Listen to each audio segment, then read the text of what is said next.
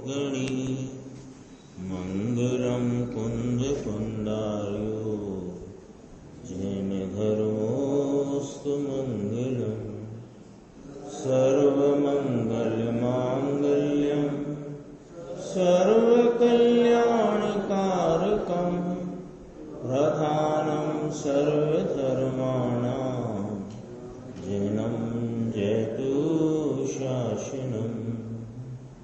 मैं नमो तीर्थनायक को, नमो ओंकारवाणी को, नमो उन कुंद प्रभु को जिन्होंने ओंकार धारण की। अहो उपकार जिनवर का, कुंद का दिव्य वाणी का, जिन कुंद ध्वनि दाता उन कहान स्वामी का। रमियूण जिणम वीरम अनंत वर्णान दंसन सहावम भोक्ष्यामि नियम सारम केवली शुद्ध केवली प्रणिदम।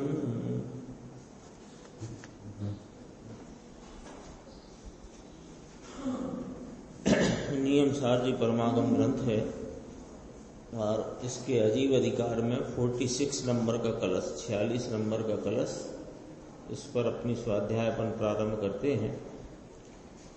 ये हो गई थी ना टीका इसकी, हाँ 46 नंबर के कलश से ही चलेगा। यह गमन निमित्तम यत स्थिते कारणम वा यद परम खिलानाम स्थान दान प्रवीणम तदखिलमवलोक्य द्रव्य रूपेण सम्यक् प्रविशतु निज तत्वं सर्वदा भव्यलोकः। इस लोकार्थ कहते हैं कि यहाँ ऐसा आशय है कि जो द्रव्य गमन का निमित्त है, धर्म द्रव्य, पिछली गाथा आई ना, धर्म द्रव्य, अधर्म द्रव्य और आकाश द्रव्य, तीन अजीब द्रव्यों का वर्णन 30 नंबर की गाथा में आचार्य परमात्मा ने कहा। उसकी टीका करके टीकाकार मुनिराज पद्म ब्रह्मधारी देव ये श्लोक कहते हैं। क्या कहते हैं, क्या कहना चाहते हैं इसमें कि यहाँ ऐसा आशय है, कहाँ, इस ग्रंथ में जो सूत्रकर्ता का आशय, यहाँ ऐसा आशय है कि जो द्रव्य गमन का निमित्त है, जो द्रव्य स्थिति का कारण है या निमित्त है, और दूसरे जो द्रव्य सर्व उनको स्थान देने में प्रवीण है, माने निमित्त है, अवकाश दान में निमित्त है, उन सब को सम्यक द्रव्य रूप से अवलोक करके, यानी यथार्थपने स्वतंत्र द्रव्य तरीके समझ करके, भव्य समूह सर्वदा निज तत्व में प्रवेशो।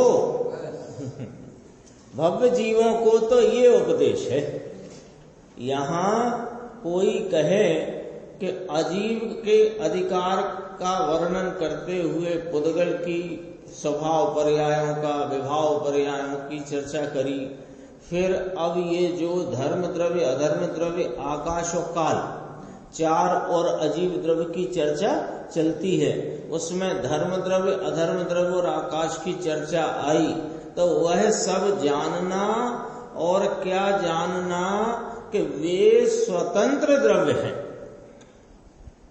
वे स्वतंत्र द्रव्य हैं, यानी धर्म द्रव्य किसी जीव पुद्गल को चलाता नहीं, अधर्म द्रव्य किसी जीव पुद्गल को रोकता नहीं, आकाश द्रव्य किसी को अवगाहन देता नहीं। वे अवगाहन में निमित्त आकाश द्रव्य, स्थिति में निमित्त अधर्म द्रव्य, गति में निमित्त धर्म द्रव्य, वे सब द्रव्य अपने अपने गुणों से रहे हुए स्वतंत्र पदार्थ हैं। तो उनके स्वतंत्र पने को यथार्थ पने जान करके हे भव्य समूह सबको संबोधित किया। भव्य समूह कहकर सबको संबोधित किया। तो क्या अभव्य को क्यों छोड़ दिया? कि भाई जिसको संबोधन पहुंच रहा है वे भव्य है। तो भव्य समूह सर्वदा जो है ना, सर्वदा शब्द वो सदा काल, ऐसा सदा काल निज तत्व में प्रवेशो।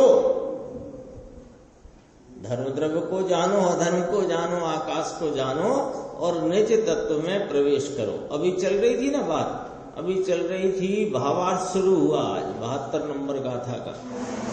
उसमें कहा कि लक्षण की भिन्नता जानकर रागादि से भिन्न अपने आत्म स्वभाव को जो जानते हैं वे ज्ञानी आश्रमों से निवृत्त होते हैं।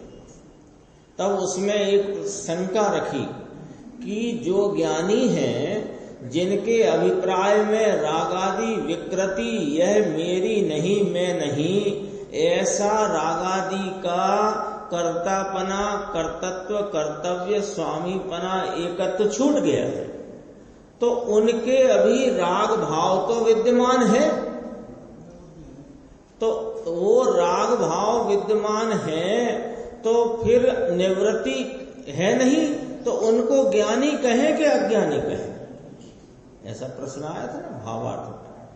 अब तो कहा वे ज्ञानी ही हैं। क्यों? उसका उत्तर आया, क्यों कि उन्होंने रागादि भाव और परद्रव्यों की, परद्रव्य अनंत है, तो अनंत परद्रव्य की अनंतता कब स्वीकार होगी? कि जब सबको स्वाधीन और अपने से न्यारा और वे सब भी न्यारे न्यारे, तब अनंत हुए ना। आप एक बेंच पर दो लोग हो, तो एक बेंच पर दो लोग हो तो दो एक हो करके दो हो के दो दो हो करके दो। तो जब दो को दो स्वीकार किया तो दो की सत्ता न्यारी न्यारी पकड़ में आई कि नहीं आई? अभिप्राय में आ गई ना। तो जगत में जितने परद्रव्य हैं वे स्वतंत्र स्वाधीन अपने अपने में रहे हैं, तो उनकी स्वतंत्रता जानते ही भिन्नता जानने में आई।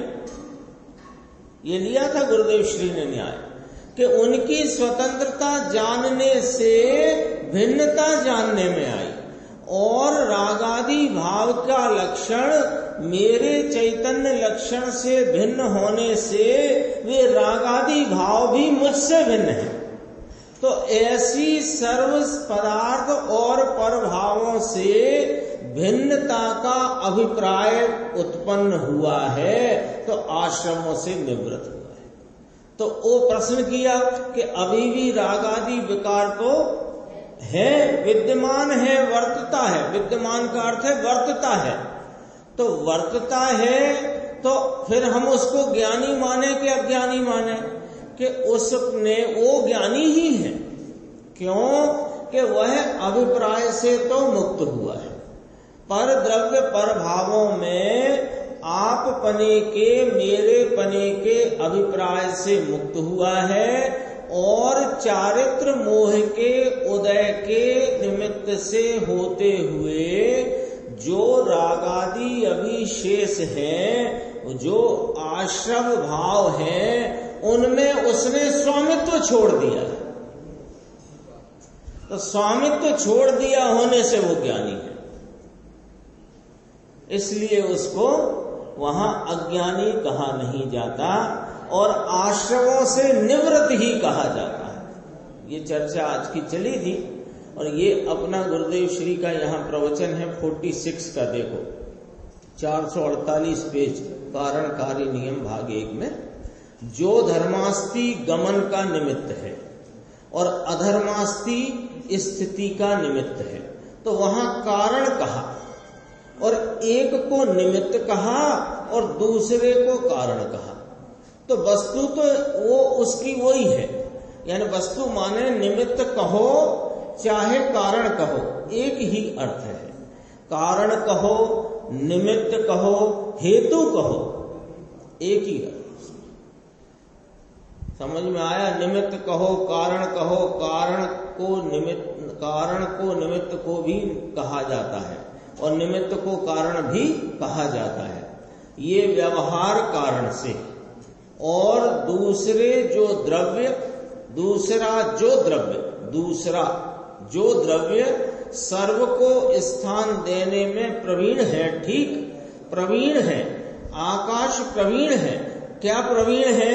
कि सर्वव्यापी होने से जगत के 5 द्रव्य उसमें अपने अवगाहनत्व रूपी क्षेत्र से अवगाहन को प्राप्त होते हैं। उनका अपना क्षेत्र है, अपना विस्तार है, उनका अपना प्रदेशत्व गुण है, उसकी व्यंजन पर्याय है, उसका अपना विस्तार है, उस विस्तार से वे वहां पर रहे हैं। तो आकाश में क्या प्रवीणता है कि आकाश सर्वव्यापी है और इसलिए वो प्रवीण कहा। यहां प्रवीण से भी निमित्त पकड़ना, कारण कहा तो निमित्त और निमित्त कहा तो निमित्त। हेतु निमित्त कारण ये सब पर्यायवाची समझना। निर्देश भाई सावधान होकर सुनो। देखो, प्रवीण आकाश प्रवीण है, इसलिए सब द्रव्य उसमें आ गए। उन सब को सम्यक द्रव्य रूप से अवलोक करके, सम्यक द्रव्य रूप से अवलोक करके, यानी कि ये सब स्वतंत्र पदार्थ हैं ऐसा जानकर, ऐसा कहते हैं। धर्मास्ति अधर्मास्ति और आकाश जगत के स्वतंत्र पदार्थ हैं ऐसा जान करके ऐसा कहते हैं। जानना कि नहीं जानना? जानना मेरा स्वभाव है। जगत में जो पदार्थ हैं उनका जैसा स्वरूप सर्वज्ञ ने देखा जाना कहा। क्यों देखा? कि वैसे हैं इसलिए देखा। ये उंगली ऐसी लंबी है तो लंबी देखी गई, लंबी देखी गई, लंबी कही गई। तो ऐसे धर्मास्ति अधर्मास्ति आकाश जगत के स्वतंत्र पदार्थ हैं। इनको अनादि अनंत भगवान ने देखा है। भगवान ने इनको अनादि अनंत देखा है क्योंकि वे अनादि अनंत हैं। यथार्थपने स्वतंत्र द्रव्य तरीके समझकर, सम्यक द्रव्य रूप से कहा ना, तो उसका अर्थ हुआ यथार्थपने उनको समझकर। द्रव्य है, द्रव्य को यथार्थपने समझकर। सम्यकपने देखना, यानी सम्यकपने देखने का अर्थ क्या? कि स्वतंत्र हैं सब द्रव्य, किसी को कुछ संबंध है नहीं, स्वतंत्र है, स्वतंत्र है। हाँ, आज आया था स्वस्वामी संबंध नहीं है। स्वस्वामी संबंध किसका है? कि मैं आत्मा स्वयं और मेरे अनंत गुण स्वभाव, उनका मैं स्वामी। पर पदार्थ का मैं स्वामी नहीं, पर पदार्थ का मैं कर्ता नहीं। पर पदार्थ की पर्याय पर भी करे और मैं भी करूं, ऐसा अन्याय जगत में होता नहीं। आप आपके हाथ से भोजन कर ही रहे हो, आपका ग्रास यहां से यहां आ ही रहा है, तो मैं भी साथ में ठुसा दूं, तो ऐसी क्या जरूरत पड़ी? और कोई करता ही नहीं, होता ही नहीं, हो सकता ही नहीं।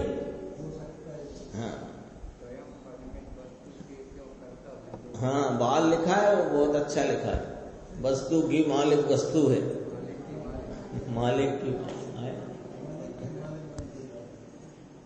किसी के कारण से कोई द्रव्य नहीं है ऐसा कहते हैं। भव्य समूह सर्वदा निज तत्व में प्रवेशो। हे भव्य, सर्वदा भगवान आत्मा आनंद और ज्ञान स्वरूप है, इसमें प्रवेश हो, इसमें रहो, ऐसा कहना चाहते। नीचे देखना, मुमुक्षु ने कहा कि व्यवहार को तो स्थापित करो। ये एक तरह से व्यवहार की चर्चा है। क्या? जगत में 3 अमूर्त अजीब पदार्थ की चर्चा आई ना, धर्म द्रव्य, अधर्म द्रव्य, आकाश द्रव्य। तो ये व्यवहार की चर्चा है कि स्वयं गमन करते हुए जीव और पुद्गल को गति में जो निमित्त है वह धर्म द्रव्य है। तो ये व्यवहार है कि निश्चय? व्यवहार है। धर्म द्रव्य स्वतः अपने में निश्चय से है, लेकिन उसकी व्याख्या अन्य के माध्यम से करना ये व्यवहार ही हुआ। इसी प्रकार सब में समझना। तो कहते इनको इस व्यवहार में रुकना नहीं है। ये व्यवहार के द्वारा धर्म द्रव्य, अधर्म द्रव्य, आकाश द्रव्य स्वयं अपनी सत्ता में रहे हुए भिन्न भिन्न स्वतंत्र पदार्थ हैं, ऐसा जान करके हे भव्य समूह क्या करो कि निज तत्व में प्रवेश करो। यानी कोई व्यवहार की बात ही ना कही। क्या व्यवहार रहा है? तो मुमुक्षु ने कहा कि महाराज व्यवहार को तो स्थापित करो। तो गुरुदेव का उत्तर देखिए, ये ही वस्तु करने की है। करना का क्या सब? कि सब समझ करके, समझा करके, तो ये चीज है इसकी, बस इतना ही है ना।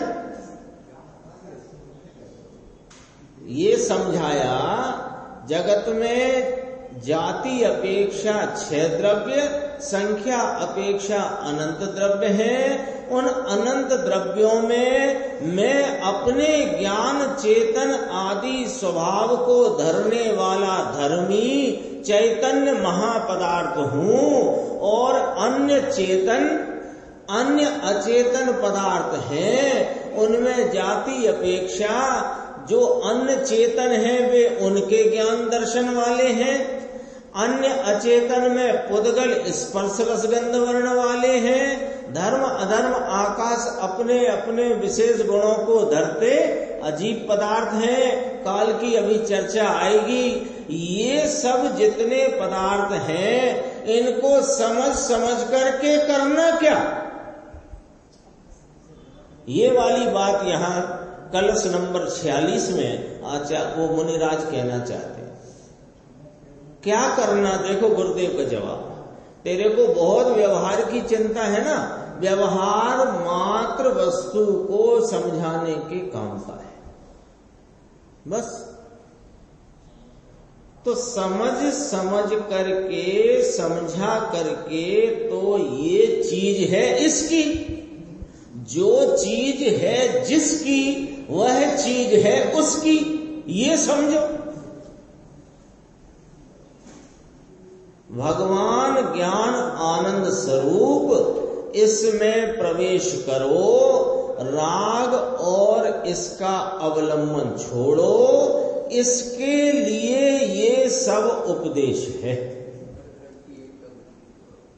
पर द्रव्य से जो तुमने एकत्व ममत्व का संस्कार डाल करके अग्रहीत मिथ्यात्व का सेवन अनादि से किया है, और अपने स्वरूप का आनंद रूप सुख स्वरूप होने पर भी आनंद का एक अंश मात्र का एक क्षण भी तुमने भोग किया नहीं है। तो ये सब समझ कर करना क्या?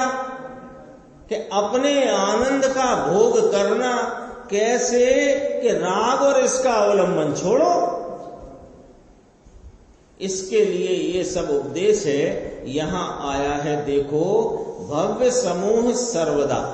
सर्वदा फिर भाषा ऐसी ली, बहुत जीवों का समूह लिया ना, तो बहुत जीवों को कहते हैं। और सर्वदा, पहले ऐसा फिर ऐसा, कि सर्वदा पहले ऐसा करो फिर ऐसा करो, ऐसा नहीं। सर्वदा शब्द का प्रयोग क्यों किया, समझो जरा। गुरुदेव श्री क्या तात्पर्य यहां कहना चाहते हैं? सर्वदा, सर्वदा का अर्थ अपन समझ गए, सदा। तो सदा निज तत्व में प्रवेश करो। तो ये ना कहा कि पहले ऐसे करो, पहले ऐसे करो, फिर ऐसे करो और फिर उसमें करो, उसमें निज तत्व में प्रवेश करो। यानी पहले थोड़ी कषाय मंद करो, पहले थोड़ी दया दान पूजा आदि करो, पहले थोड़ा ध्यान का प्रयोग करो, पहले ये स्वाध्याय का प्रयोग करो, फिर निज तत्व में प्रवेश करो। ऐसा नहीं कहा। कैसे मालूम के नहीं कहा कि सदा निज तत्व में प्रवेश करो, ये लिखा। निकला कि नहीं निकला अर्थ? बोलो, ये अर्थ निकलता है कि नहीं निकलता? जय कुमार भाई साहब, सदा निज तत्व में प्रवेश करो। तो सदा करो का मतलब जो करो सो यही करो। तो पहले ये करो, फिर ये करो, फिर ये करो। अब तुमने इतना सब कर लिया, अब निज तत्व में प्रवेश करो। ऐसा उपदेश नहीं है जिनेंद्र परमात्मा के शासन में। सदा हे भव्य जीव, भव्य समूह कहा ना, तो जीवों को कहा है, अजीव को तो नहीं कहा। तो जीवों का समूह अनेकों जीवों से कहते हैं कि तुम सदा निज तत्व में प्रवेश करो। ऐसा पहले बाद का प्रश्न कहां है? ये वस्तु के स्वभाव का व्यवहार होए तो ऐसा होए, ऐसा कोई वस्तु के स्वभाव में नहीं है। वस्तु के स्वभाव में ऐसा कोई है ही नहीं कि पहले इस प्रकार का व्यवहार आपके जीवन में आवे और फिर वस्तु का स्वभाव आपको प्राप्त होएगा। ऐसा वस्तु के स्वभाव में नहीं, आप कहां से लाए?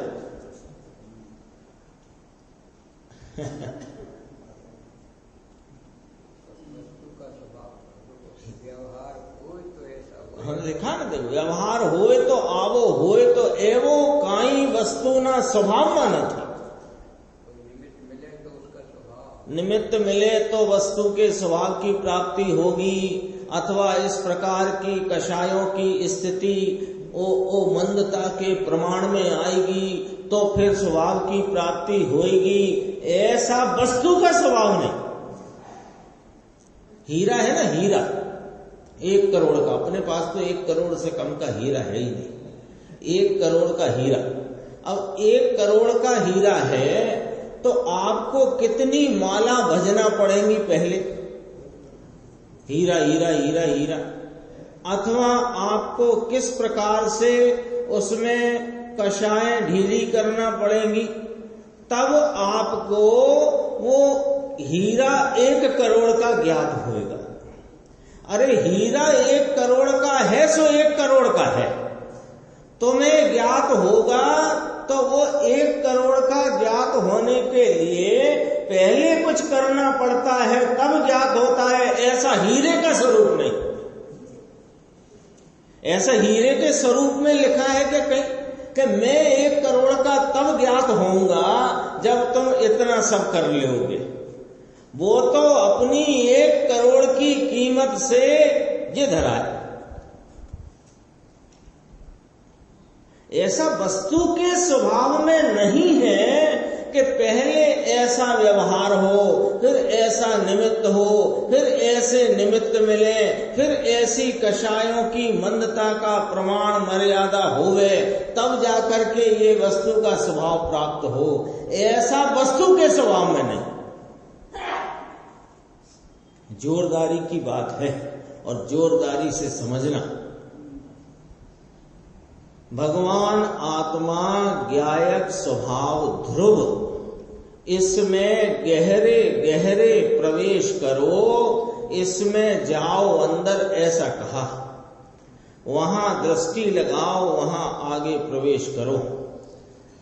यहां देखो प्रश्न आया, शास्त्र में आता है कि श्रोता को देखकर उपदेश दिया जाता है।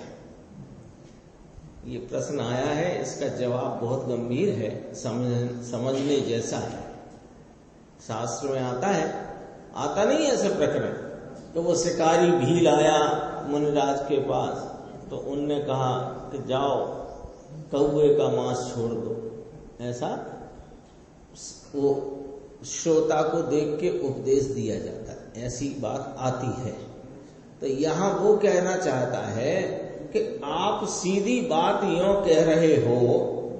उसने प्रश्न कहां से उठा, पहले ये समझना पड़ेगा प्रश्न कहां से उठा। राजेश भाई, कहां से उठा है प्रश्न कि आप तो यूं कह रहे हो सीधा कि 6 द्रव्य 7 तत्व का स्वरूप जानो और निज तत्व में प्रवेश करो। आप तो एक ही बात कह रहे हो। 6 द्रव्य 7 तत्व का जो स्वरूप सर्वज्ञ ने देखा जाना कहा, उसको यथार्थ पने जानकर निज तत्व में प्रवेश करो। बीच में कुछ व्यवहार आदि का उपदेश भी तो देते।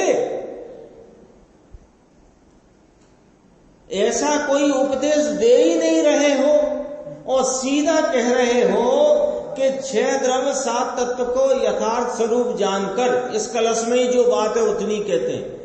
3 तत्व की 3 द्रव्य की बात है तो अपन सब समूची ले लो। तो वो 6 द्रव्य 7 तत्व का स्वरूप जानकर क्या करें, निज तत्व में प्रवेश करो। तो बीच में कुछ व्यवहार आदि का उपदेश तो दो। अब जो श्रोता आया है उसने कभी कुछ सुना ही नहीं है, कुछ पता ही नहीं है, उसको जरा उसके हिसाब से उपदेश दो। सीधा निज तत्व में प्रवेश करो। एक ही उपदेश और एक ही उपदेश और रोज एक ही उपदेश। तब उसने प्रश्न किया कि देखो साहब, आप तो सीधा एक उपदेश दे रहे हो, जबकि शास्त्र में ऐसा आया है कि श्रोता को देखकर उपदेश देते हैं। तो कहा ये आता है, ये व्यवहार का कथन है। ये देखकर क्या आए, अंदर विकल्प ऐसा होए तो आए। देखो ये इतने से को समझना जरा। उसने पूछा है, श्रोता को देखकर उपदेश देते हैं, ऐसा कथन शास्त्र में आया है। तो कहा ये बात आई है, बराबर आई है, ये व्यवहार के कथन रूप आई है। एक बात, इतनी बात हुई, फुल स्टॉप लगा ना। अब गुरुदेव क्या कहते हैं कि ये उपदेश जो मुनिराज को उपदेश देने का भाव आया, मुनिराज अपने आत्म साधना में लीन है और अस्थिरता के कारण शुद्ध उपयोग से च्युत होते हैं। सामने कोई वहां जिज्ञासु आत्मार्थी देखकर, कोई भी किसी को देखकर कोई उपदेश देने का भाव आता है 6वें गुण स्थान की भूमिका में। ठीक है ना, कोई दिक्कत तो नहीं। 6वें गुण स्थान की भूमिका में आता है। तो वे कहते हैं उसे देख करके क्या आता है, वो तो जो विकल्प अंदर आना होता है वो आता है। ये श्रोता को देखकर उपदेश देना, ये वाली बात व्यवहार से कही गई है। हम इस बात का इनकार नहीं करते कि ये बात नहीं कही गई है, व्यवहार का कथन है ये।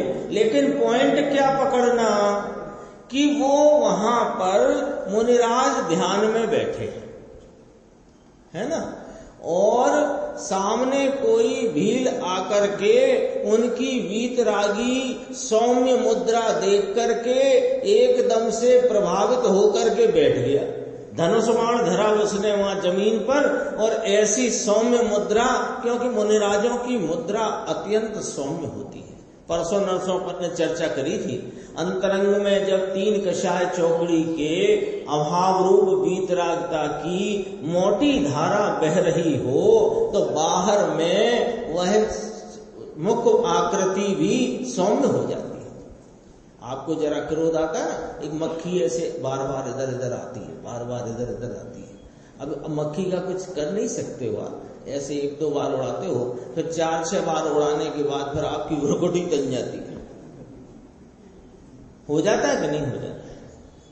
ये क्या हो जाता है, अंदर जिस प्रकार का परिणाम कषाय का हुआ, ऐसी बाहर में भी निमित्त नैमित्तिक रूप से उस प्रकार की आकृति होती ही है, ऐसा निमित्त नैमित्तिक संबंध उससे होती है, ये नहीं।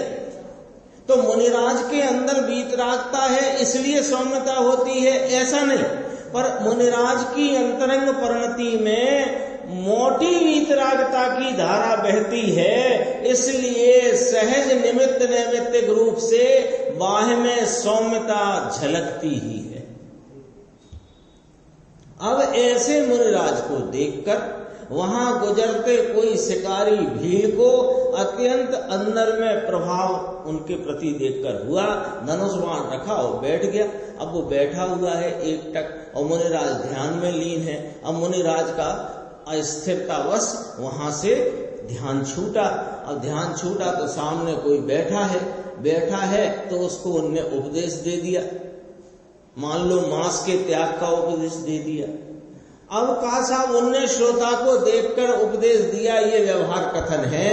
वास्तव में तो उनको अंदर में छठवें गुण स्थान वाली भूमिका में उपदेश का जो विकल्प आया, जो विकल्प आया सो आया।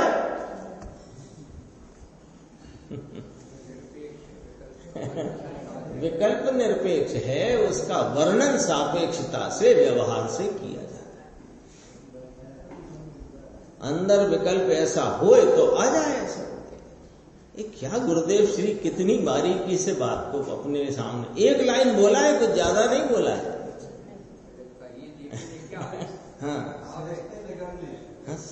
ये देखी ने अपन पढ़ो, इसको पढ़ते चले जाओ तो पता नहीं लगेगा आपको। देख लो, ये आवे ऐसे पढ़ो आप तो पता ही नहीं लगे। ये आवे व्यवहार नु कथन, ये देखी ने सु आवे अंदर विकल्प एवो होए तो आवे। अब इसको जरा शांति से पढ़ो कि कहना क्या चाहते। मोक्ष मार्ग प्रकाशक में आता है। अब और गंभीर है बात, एकदम ध्यान से सुनना अशोक भाई साहब, बहुत गंभीर बात आई है। देखो, मुख्यता तो सदैव इस अध्यात्म के उपदेश की है। लो,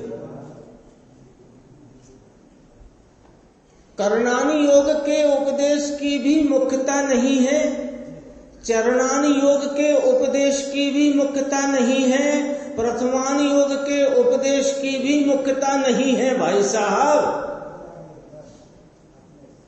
एक इस अध्यात्म के उपदेश की मुख्यता है। और पंडित टोडरमल जी साहब ने इसी ग्रंथ में ये बात कही है कि पहले तो द्रव्यान योग के अभ्यास द्वारा द्रव्य गुण पर्याय का स्वरूप जानकर निज आत्म तत्व की प्रतीति करना, और प्रतीति के उपरांत अन्य अनुयोगों में वर्णित जो जिनागम है उसका बुद्धि की निर्मलता के लिए अभ्यास करना। बोलो, इसमें कोई गलत बात तो कही नहीं? ऐसा है कि नहीं? मोक्ष मार्ग प्रकाश। तो तुम काय को पंडित बनने की तैयारी कर रहे हो? आप क्यों पंडित बनना चाहते हो? सीधे सीधे अध्यात्म का जो उपदेश है, जो ज्ञानी धर्मात्माओं ने इस द्रव्य गुण पर्याय के स्वरूप को बता करके इस आत्मा की प्राप्ति का जो मार्ग बताते हैं, उस बात का क्यों नहीं सुनते समझते? ज्यादा पंडित बनने की चेष्टा क्यों कर रहे हो? पहले ज्ञानी बनो, माने अपने स्वरूप की अपनी परिणति में आस्वादन रूप प्राप्ति करो, और फिर बुद्धि की निर्मलता के लिए अभ्यास करो। ये दो बातें पकड़ना।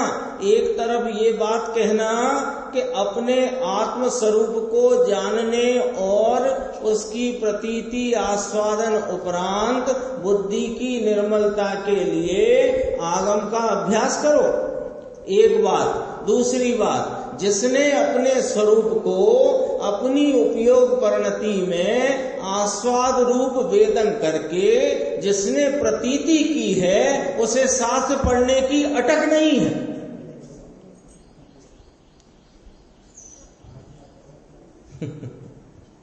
अद्भुत अद्भुत बातें, अद्भुत अद्भुत बातें।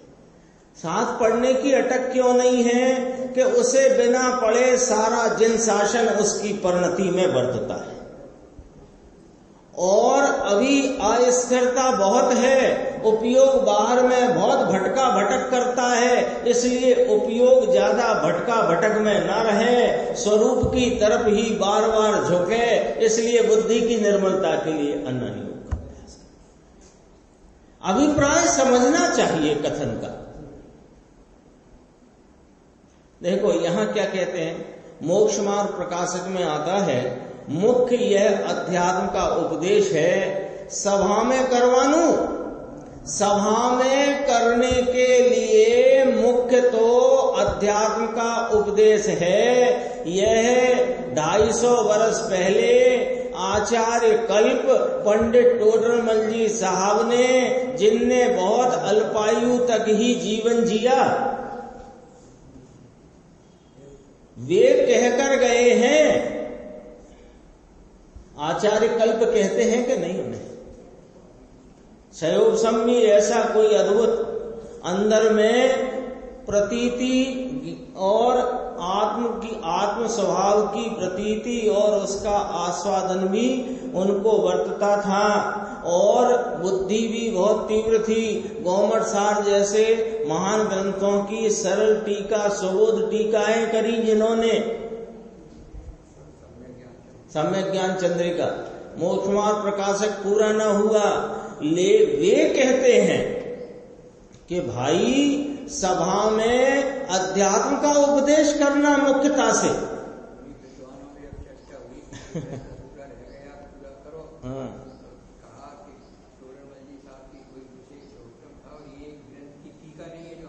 हाँ, कोई टीका नहीं है जिसका आधार लेके हम आगे बढ़ जाएंगे। पुरुषार्थ सिद्धि उपाय के नाम के ग्रंथ की अमृतचंद्राचार्य का रचित है ना, पुरुषार्थ सिद्धि उपाय, उसकी टीका टोडरमल जी ने प्रारंभ की, वो भी अधूरी रह गई। तो वो टीका तो एक पंडित दौलत राम जी ने पूरी कर दी, लेकिन ये तो स्वतंत्र ग्रंथ था, कौन पूरा करेगा। और उसमें कोई उसकी शैली भी कोई अद्भुत थी। आप पढ़ने वाले को यहां जिज्ञासा उठे, वो 3 लाइन बाद लिखी है नीचे, ग्रंथ ही अद्भुत। देखो टोडरमल जी कहते हैं, क्या कहते हैं, नहीं आया पूछते हैं। टोडरमल जी कहते हैं सभा में तो मुख्य यह अध्यात्म का उपदेश करने का है, मोक्ष मार्ग है कहां दूसरा कोई।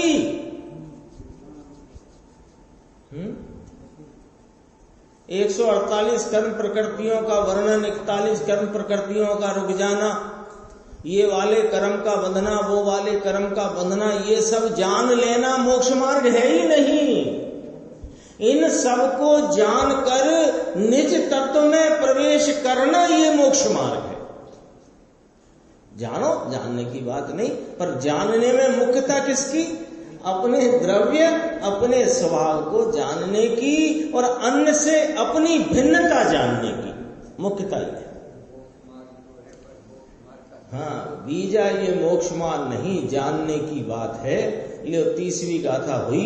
31वीं ये काल द्रव्य की व्याख्या, इसमें आचार्य कुंद भगवान करते हैं, गाथा सूत्र पढ़ते हैं।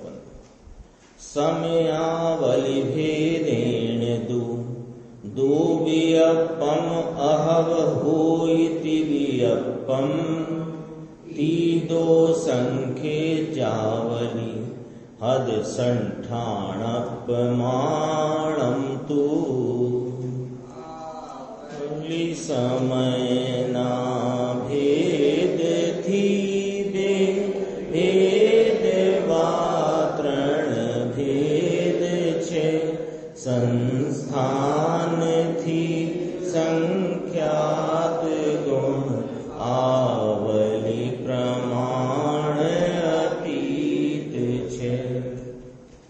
टीका की पहली लाइन पढ़ते हैं उत्थानिका के रूप में। यह व्यवहार काल का स्वरूप का और उनके विविध भेदों का कथन है। अभी ये व्यवहार काल की चर्चा 31 नंबर का था। समय और आवली के भेद से व्यवहार काल के दो भेद हैं, समय और आवली। समय सूक्ष्म इकाई, व्यवहार काल के भेद बताते हैं ना, व्यवहार काल। तो व्यवहार काल का यानी काल द्रव्य का परिणाम, उसकी इकाई, तो एक सबसे छोटी इकाई समय और एक बड़ी इकाई आवली।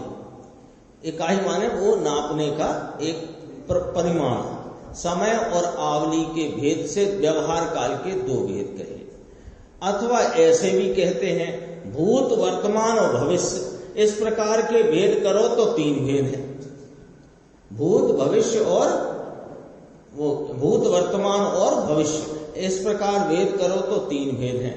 तो इसमें भूत में क्या चला गया कि अतीत काल। तो अतीत काल के संदर्भ में कहते हैं कि अतीत संस्थानों और संख्यात आवली के गुणाकार जितना है। अतीत कितना है उसकी चर्चा इसमें बहुत अच्छी है, जानने लायक है।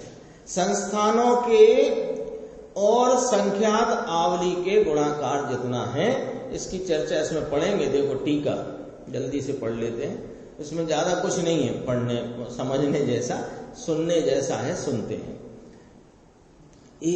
वो तो पढ़ ली उत्थानिका अपन ने। एक आकाश प्रदेश में जो परमाणु रहा हो, उसका ओ परमाणु का उसको दूसरा परमाणु, एक आकाश प्रदेश में जो परमाणु रहा है, जरा देखना, भाषा देखना इसकी। एक आकाश प्रदेश में जो परमाणु रहा है, उस परमाणु को दूसरा परमाणु मंद गति से उल्लंघन कर जाए।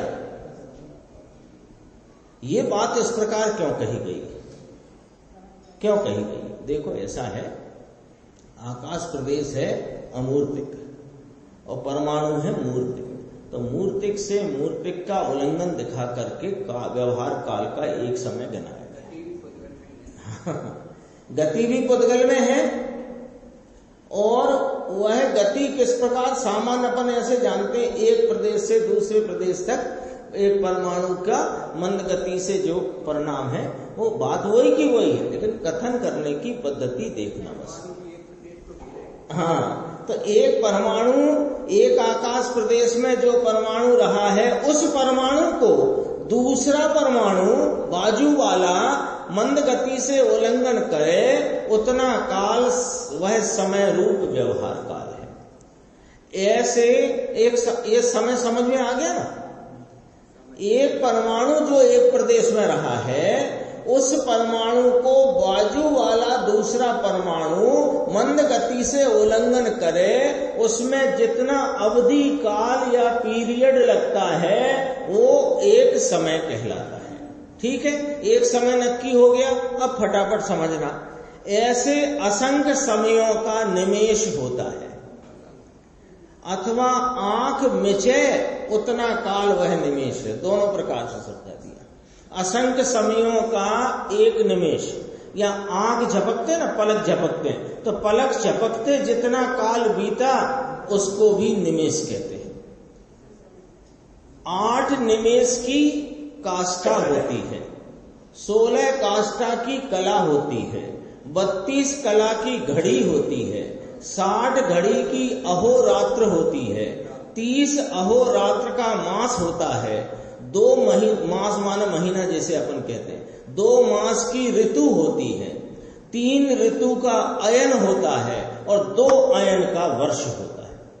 कोई कठिन बात नहीं है। अपन जानते हैं 60 सेकंड का मिनट होता है, 60 मिनट का घंटा होता है, 24 घंटे का दिन होता है, 30 दिन का महीना होता है, 12 महीने का साल होता है, 100 साल की शताब्दी होती है। ऐसे अपन जानते हैं कि नहीं जानते? वही वाली बात है।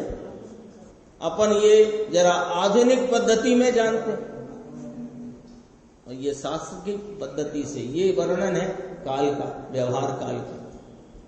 इसे दोबारा पढ़ने की भी जरूरत नहीं है ना। 3 ऋतु का अयन 2 अयन का वर्ष होता है। इस प्रकार आवली आदि व्यवहार काल का क्रम है।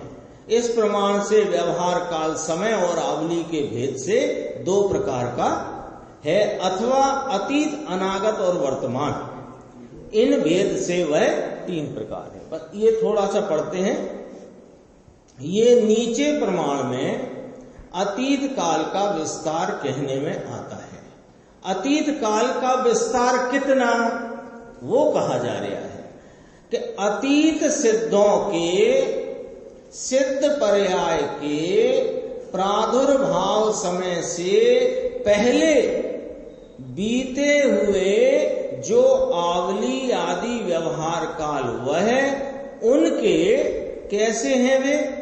देखो, अतीत सिद्धों के अब तक जितने सिद्ध हो गए अतीत सिद्ध कहेंगे, उनकी सिद्ध पर्याय जब प्रादुर्भाव माने प्रारंभ हुई, उससे पहले जितना काल बीता वह काल आवली आदि व्यवहार काल है। उसकी गिनती कराते हैं। देखो कैसे कि उनकी सिद्ध होने से पूर्व संसार अवस्था में जितने संस्थान बीत गए, शरीर सिद्ध हुए ना, तो सिद्ध होने के पहले जितने शरीर बीत गए उसमें संख्यात का गुणा करो तो उतनी आवलियां वह अनंत है और वह अतीत काल का विस्तार है। इसमें नीचे फुटनोट पढ़ लेंगे तो एकदम आसान हो जाएगा। संस्थान बीत गए उनके जितना होने से अनंत है। अब ये तो अतीत की बात हो गई। अब अनागत का भी समझ लेना।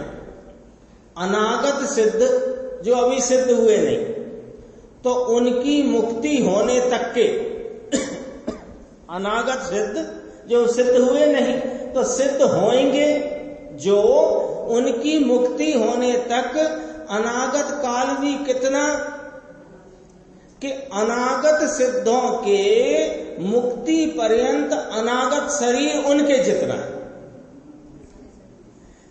उनका अनागत काल कितना कि जितने पूर्व में शरीर हो जाएंगे उसमें संख्यात का गुणा करके वो अनंत आवलियां, वो अनागत काल का विस्तार समझना। नीचे फुटनोट पढ़ लेते हैं।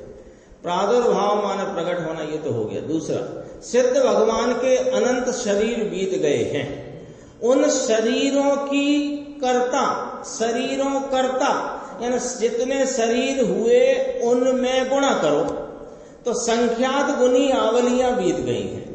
इसलिए अतीत शरीर भी अनंत है, अतीत काल भी अनंत है, और अतीत शरीरों की तुलना में अतीत आवलियां भी उनसे संख्यात गुणी ज्यादा है, तो वे भी अनंत हैं। इसलिए सब ही अनंत होने से अनंत पने की अपेक्षा उनको बराबर कहा गया है। ऐसा इस गाथा का अर्थ है। इस प्रकार श्रीमद् भगवत कुंद कुंदाचार्य देव प्रणीत पंचास्तिकाय समय 25वीं गाथा में भी यही कहा गया है। समय, निमेष, काष्ठा, कला, घड़ी, दिन रात, मास, ऋतु, अयन और वर्ष, इस प्रकार पराश्रित काल, ये व्यवहार काल को पराश्रित काल यानी जिसमें पर की अपेक्षा आती है, ऐसा व्यवहार काल है। इसमें गुरुदेव का व्याख्यान है, संक्षिप्त अपन आगे की स्वाध्याय में